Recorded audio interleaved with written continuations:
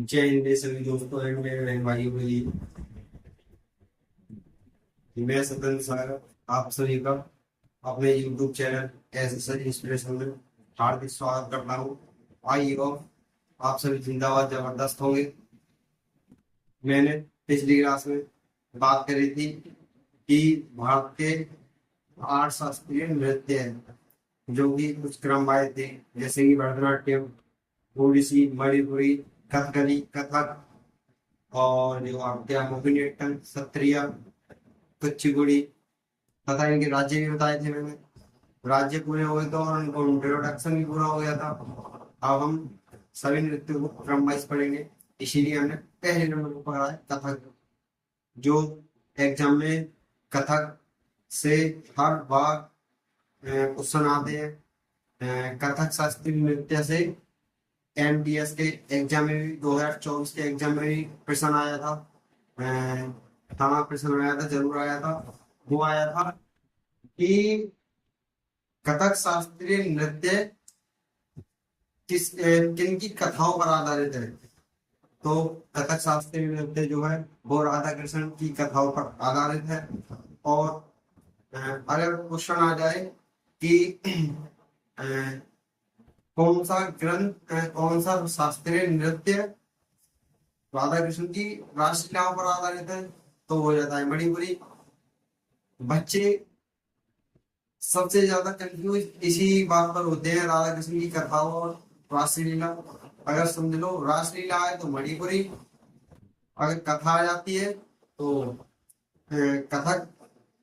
बस इतना ही सही डिफरेंस है। अगर कथाओं की बात आती है तो ये कथक, और रासलीला की बात आती है तो मणिपुरी हो जाता है। चलते हैं आप क्लास में।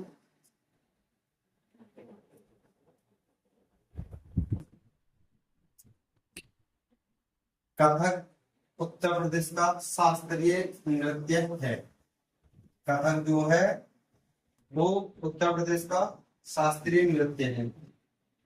और इसके लिए उत्तर भारत का शास्त्रीय नृत्य भी कहा जाता है। इसे उत्तर भारत का शास्त्रीय नृत्य भी कहा जाता है। इसका अर्थ है कहानी। इसका अर्थ और ये कहानी, ये कहानी के रूप में सुनाया जाता है, बताया जाता है, समझाया जाता है। और ये कहानी के रूप में हमेशा बताया जाता है। इस शास्त्रीय नृत्य पर राधा कृष्ण की कथाओं पर आधारित है। यह शास्त्रीय नृत्य राधा कृष्ण की कथाओं पर आधारित है। कथाओं पर, राधा कृष्ण की कथाओं पर आधारित है। घुंघरू घुंघरू और जोरदार चक्कर घुमाव इस नृत्य की विशेषता है।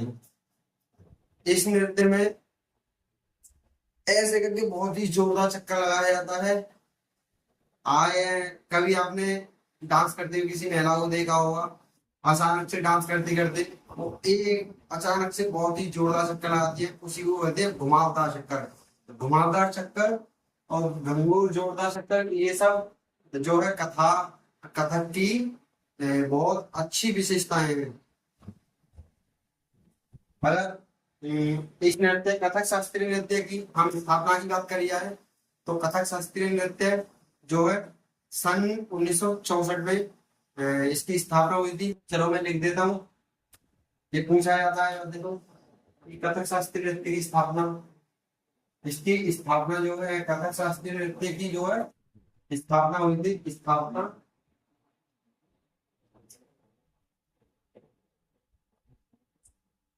1964। ये बहुत वेरी वेरी इंपॉर्टेंट है, इसको याद करना बहुत जरूरी है। क्वेश्चन आ जाता है कथक शास्त्रीय नृत्य की स्थापना हुई थी, वो 1964 में हुई थी। इसके अन्य नाम की बात करी जाए तो इसके अन्य नाम हो जाते हैं नटवरी शास्त्रीय नृत्य और कथाओं के नृत्य। ये भी क्वेश्चन आ जाता है कभी कभी, किस नृत्य को कथाओं का शास्त्रीय नृत्य कहा जाता है। वो कथक शास्त्रीय नृत्य को कथाओं का शास्त्रीय नृत्य कहा जाता है। जैसे इसी प्रकार भरतनाट्यम को एक हार्य नृत्य भी कहा जाता है, उसी प्रकार इसको भी है। हाँ, ऐसी बात नहीं है, भरतनाट्यम को भी हम अगले क्रम में ले लेंगे, और इसे आप जो कमेंट में बताओगे हम उसके लिए क्रम में ले लेंगे। इसकी वेशभूषा होती है अनारकली या लंबी कमीज चूड़ीदार के साथ होती है। इसमें अनारकली पहनी जाती है पूरे शरीर पर, और जो है वो कमीज पहनी जाती है चूड़ीदार जो होती है। इसमें साड़ी वगैरह इसलिए नहीं पहनी जाती, जब कोई नर्तकी एक घुमावदार चक्कर लगाती है तो उससे उसको घूमने में कोई प्रॉब्लम नहीं आए, इसलिए इसमें अनारकली पहनी जाती है। किसी चांस अगर कोई नर्तकी जो है साड़ी पहनी है, उसने घुमावदार चक्कर लगाया, अगर वही साड़ी जो है उसके पैर के नीचे दब गई, वो उससे गिरने के खतरे ज्यादा रहते हैं, चांसेस ज्यादा रहते हैं, इसलिए इसमें अनारकली पहनी जाती है। इस संगीत में वो इस शास्त्रीय नृत्य में ठुमरी संगीत का प्रयोग किया जाता है। कथक शास्त्रीय नृत्य में जो है वो ठुमरी संगीत का प्रयोग किया जाता है। नर्तकी या नर्तक जो भी हैं वो जब डांस करते हैं तो ठुमरी संगीत के धुन पर वो डांस करते हैं। ठुमरी संगीत के प्रमुख घराने कहाँ कहाँ है वो भी देख लीजिएगा। ठुमरी संगीत के प्रमुख घराने हो जाएंगे, एक बनारस घराना, लखनऊ घराना, परियाल घराना। ये परियाल घराना को एक बार एग्जाम पेपर में आ चुका है। और अगर ठुमरी संगीत की रानी की बात करी जाए, और रानी की बात करी जाए तो हो जाएगी गिरजा कुमारी। बस हाँ,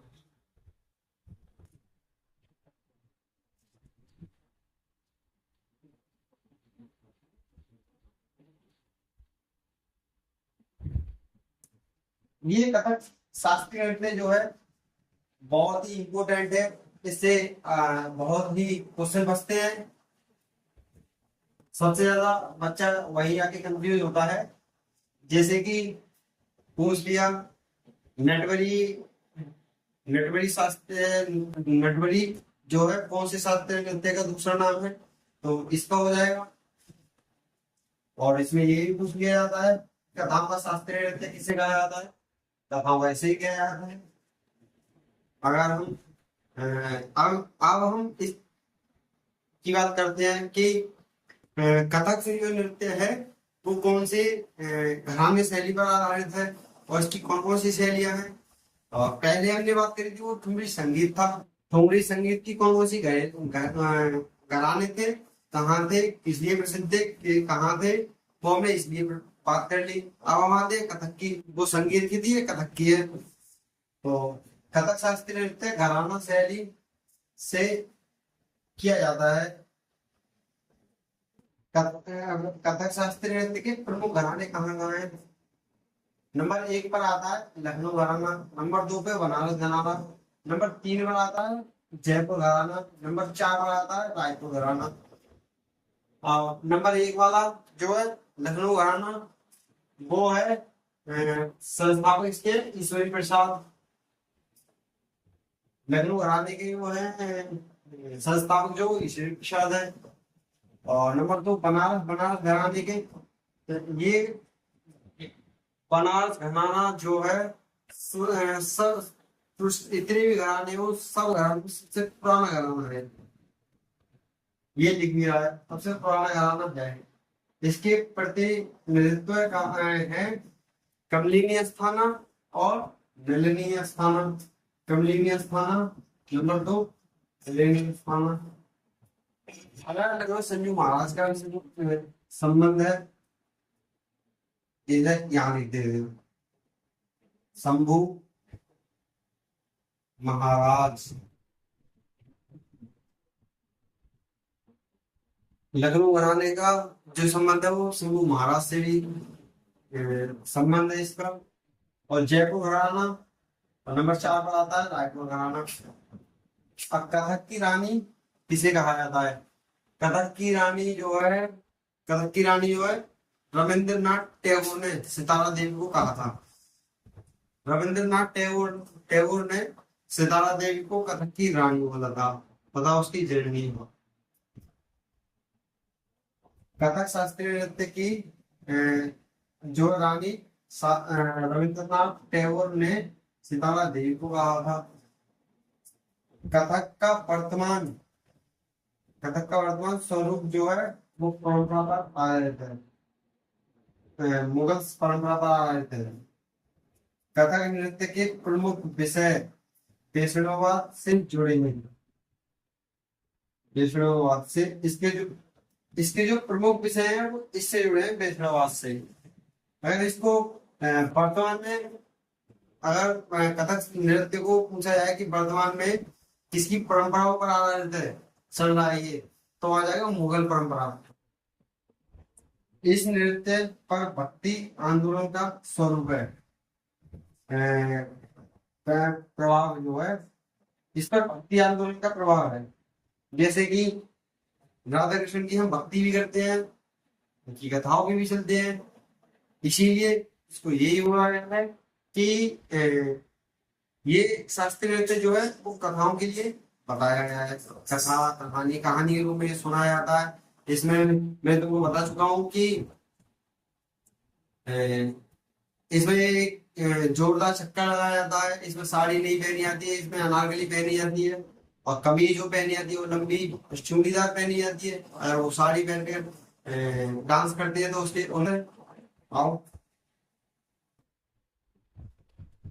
अब हम आते हैं कि कथक शास्त्रीय नृत्य के कलाकार कौन कौन थे, इसके कलाकार कौन थे, किसने कितना प्रदर्शन किया, कौन ज्यादा टाइम तक रुका, किसको कौन सा प्रोत्साहन प्रोत्साहन मिला। वैसे तो इसके बहुत सारे कलाकार हैं, लेकिन हम कुछ इम्पोर्टेंट कलाकार ही पढ़ेंगे जो कि एग्जाम में सबसे ज्यादा आने के चांसेस रहते हैं। और चलते हैं, ये आपने लिख तो लिया, वैसे लिख ही लिया होगा। और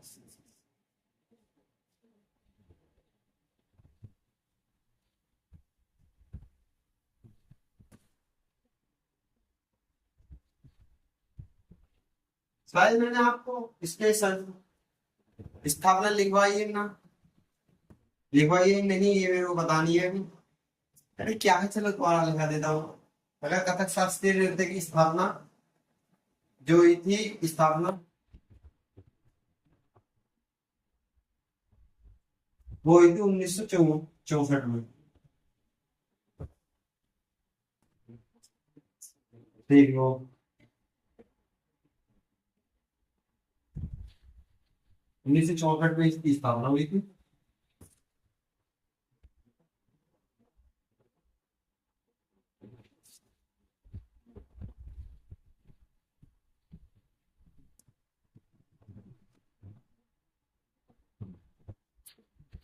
अब देखते हैं हम कथक शास्त्रीय नृत्य के कलाकार।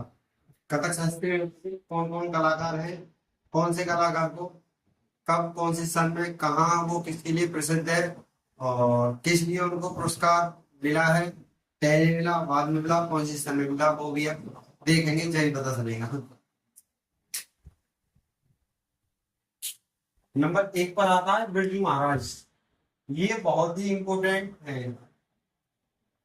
बिरजू महाराज के अधिकतर ज्यादा से ज्यादा एग्जाम में पूछे जाने वाले इनमें से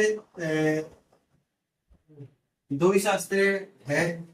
पहला बिरजू महाराज और दूसरा सोमनाथ नारायण। एक और है कमलिनी अस्थाना। वो कहाँ है? कमलिनी अस्थाना भी होंगे यहीं पे। हाँ ये नहीं, नलिनी अस्थाना और कमलिनी अस्थाना। लेकिन सबसे ज्यादा वेरी वेरी इंपोर्टेंट जो है वो है बिरजू महाराज। इनके लिए पद्म भूषण मिला था 1986 ईस्वी में। इन्होंने एक विद्यालय था। 1998 ईस्वी में इन्होंने एक विद्यालय बनवाया था। ये विद्यालय आज भी इनके नाम से प्रसिद्ध है। ये एग्जाम में आया जाता है कि 1998 में जो विद्यालय बनवाया था वो कौन से नर्तक या नर्तकी ने बनवाया था? वो बनवाया था बिरजू महाराज ने। नंबर 2 पर आते हैं, ये आ जाएगा सोना नारायण। इनके लिए भी पद्मश्री मिला था 1962 में, 1992 ईस्वी में। सबसे कम उम्र में